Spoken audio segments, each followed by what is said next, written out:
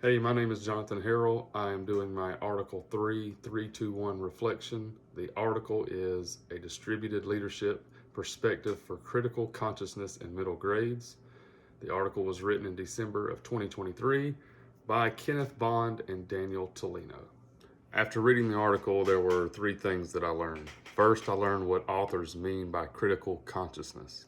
They describe it as understanding how the society around us works, especially how the systems can create unfairness, and then taking action to make things more equitable in schools. That means teachers and leaders need to be aware of their own biases and think about how classroom practices might affect different groups of students. It's not just about recognizing problems, but it's actually doing something to make things better for students. The second thing I learned was how important shared, or what they call distributed leadership, is in the process. The authors explain that leadership shouldn't just come from a principal or one person at the top.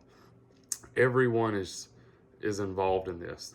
Teachers, students, families, and even community members can play a role in actually making change.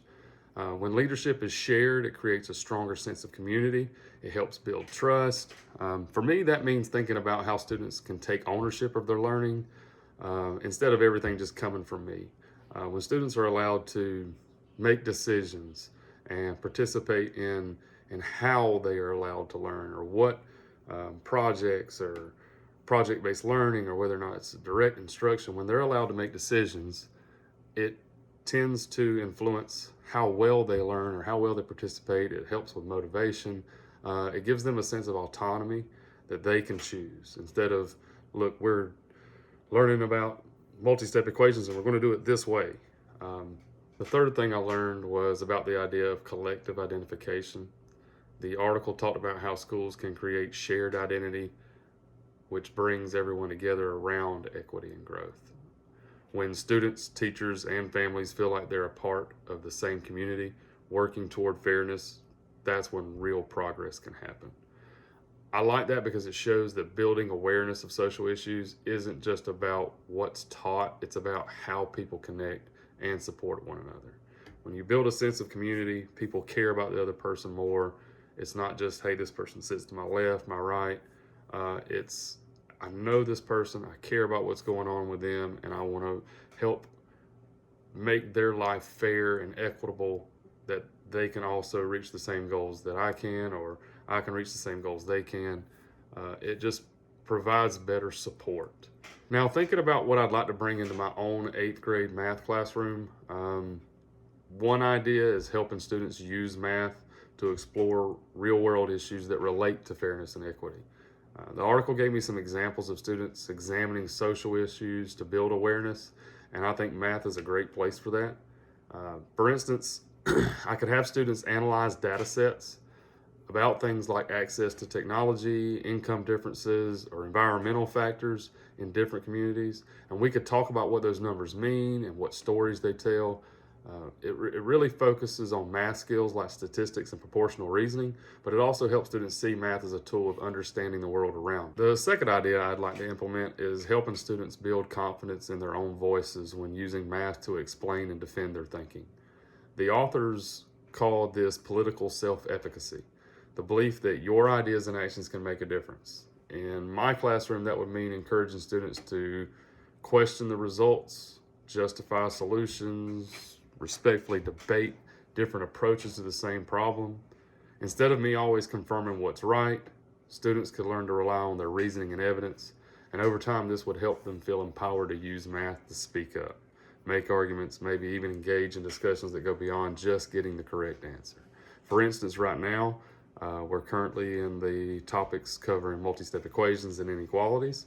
I show them a particular way to solve these step-by-step instructions on how to do it, but it doesn't always have to be a cookie cutter way of solving these steps. And I would like to be able to empower my students to question that and to be able to say, well, I did it this way, and we can then discuss it and see if we're getting the same answer. Is everything done correctly? Are we using the properties, the algebraic properties correctly? And then they can explain their reasoning.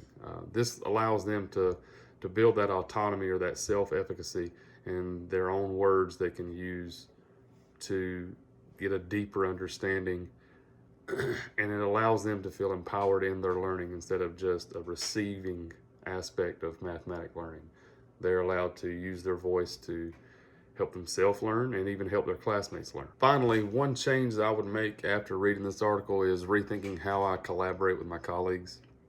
Bond and Tolino talked about how educational leaders can use distributed leadership perspective to create a shared sense of responsibility for equity. I realize that a lot of my math lessons are planned in isolation. I focus mostly on content and pacing. I'm currently the content leader for my grade level in math, and I feel a lot of that responsibility does fall on me. But I also realize after reading this that I want to start planning more collaboratively with my other teachers, especially even those across subjects. I want to be able to connect with students or learning in math to the broader discussions that are happening in the other rooms. For example, students are studying environmental changes in science, especially solids, liquids, gases, and plasmas. I could bring in math lessons that involve analyzing pollution data or calculating rates of change. This working together is a way to build that collective leadership and shared vision that the authors described. I feel this change would benefit all of my students because it helps make learning more meaningful and it connects other content areas. So it's not just, hey, we're in math, we learn about math. Hey, we're in science, we learn about science. You're building a relationship between the subjects. And it also helps me build relationships with my other math leaders by allowing them to have some more decision-making process in the lesson planning scenarios or opportunities. They can provide more input from what they know and their experience into our lesson plans. This change would benefit all of my students because it helps make learning more meaningful and connected. It also supports a stronger school culture where teachers are sharing ideas and they're taking responsibility for student growth. And it also models the kind of collaboration we want students to practice. Typically in my class, I like to spend at least some time every lesson allowing students to work together and participate in whatever we're learning at the time. But then when the students are gone and it's my planning period, I'm not doing the same thing that I'm asking them to do.